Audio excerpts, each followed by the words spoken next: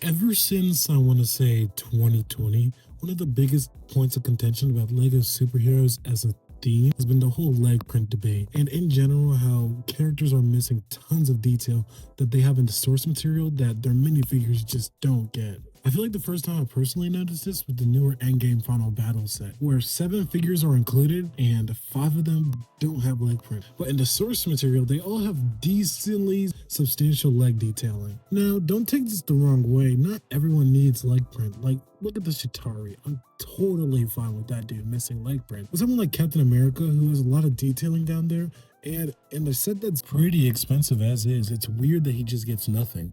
And it's not like these guys are just one-off figures. Most of them go on to be used in multiple sets. So why not just give them the printing they deserve if you plan to use them multiple times? I feel like the most annoying thing about this is the inconsistency of the issue as a whole. Like looking at the Daily Bugle, Venomized Captain America has a new hat color, a new shield color, a new torso print, new prints for the legs, a new head print, a new shield print, a new helmet print, and dual molded legs. Then we get to someone like the Rhino, who doesn't even get the head he needs, nor the leg print he does. And again, this is not a cheap set, so you should be getting the best quality versions of the figures that you can. And mind you, these are 2 figures that come in the exact same set, and there's this big of a quality discrepancy. Now, an interesting designer insight on this came from the new UCS Death Star interview video, where they said they only get a certain number of frames to use for new elements such as prints, hair colors, etc., etc. So instead of putting that into extra fig detailing, they put it into getting more figs as a whole. See, this torso is a new print, so it could have been used for something like the leg detailing on this minifigure. However, instead, it was used to give us a whole new minifigure apart from that. And personally, I know I've talked a lot about the leg detailing, but I kind of prefer getting a new character or a new suit over having the most exact quality of detail. Now, of course, this isn't a one-way issue. It's a sliding scale. Some characters need more detailing than others do.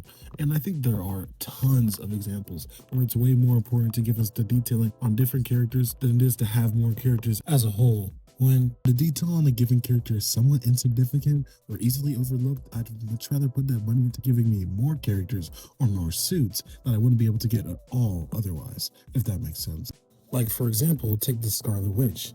The only new part on her is her torso. You could give her leg print. I mean, she does have detailing down there, but for the most part, it's wrinkles and then boots that are the same color as her legs. Giving her blank legs enables you to use the print you'd use for her legs for another character, such as this Black Widow, who only needed the torso, and then can reuse parts from other figures from other places.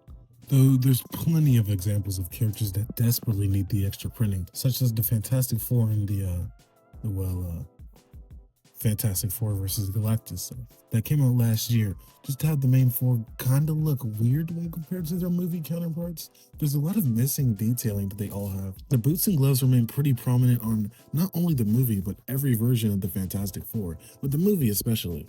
Not only do they look odd without it, but it's very obvious that there's a missing piece of detailing on all 4 of them, and it's not like the set has a ton of new prints and pieces. Especially when reusing the torso print on multiple characters, I definitely feel like you could have afforded some extra detailing to go with them as well, such as the Fortnite variations of their characters. You can see how big of a difference the gloves and boots make.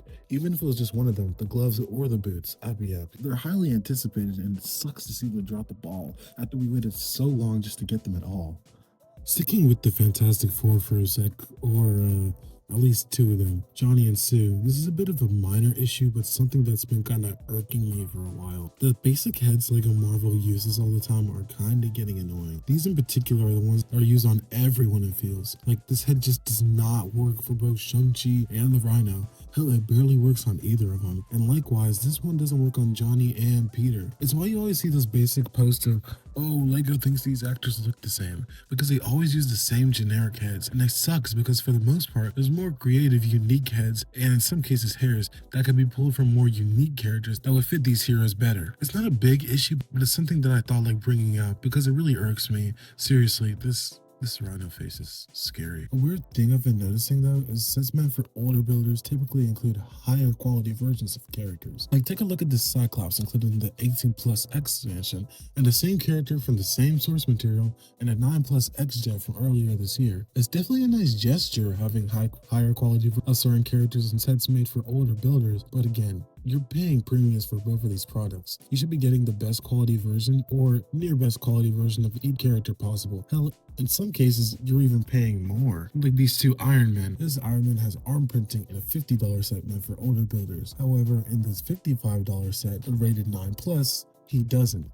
Again, it's genuinely a cool gesture, having extra printing offered to those of a different age demographic. But again, if I'm paying crazy prices for both, don't I deserve the best version of both? Though I will say the arm printing I'm not as pressed about. That feels way less essential than something like Cyclops' leg printing. But I'm pretty sure adding arm printing in general is creating a different production line. It's why you always see Spider-Man with his arm. It costs more to take it off. We'd have to make a whole new production line of Spider-Man with unprinted arms, which would just take away from another character being made who only needs the torso print, like the Scarlet Witch mentioned earlier. I'm not complaining about further detailing on figs. I think it's really cool that you get some added printing and the sets are made for an older audience, but I don't know. For the prices Lego asks, shouldn't all sets be held to the same standard or at least a somewhat similar one? And I mean, if they don't want to, that's fine, but they have to drop these prices, man. They've got us here paying $160 for characters that are missing detailing that they get in $10, $30 sets. Either you drop the prices or you make the figs better. It's not long ago we got both.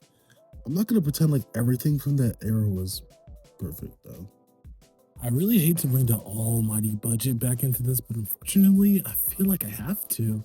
I really want to say something like, oh, to a parent in a store, something like this wouldn't matter because you're paying sticker price for both of these sets. But the truth is, it does factor into how these sets and figures are produced. If we just apply this logic to like everything, that a big company making something means the product should automatically be perfect, every movie and show would look flawless, you know? Though I don't think this totally absolves them. Like, I feel like I've said this ad nauseum this video, but because they're asking what they are for these sets, that should factor into the quality of the figs. Though figure quality does seem to be something they've been doing better at more recently. As much as I hate on them, look at this Venom cap, or the figures in the Helicarrier. There are vast improvements on figs we got in similar sets last year. Though there are some exceptions, this year it seems to be like something that is genuinely improving. We'll have to see what they do with the Doomsday figs though, since there's going to be like a million characters.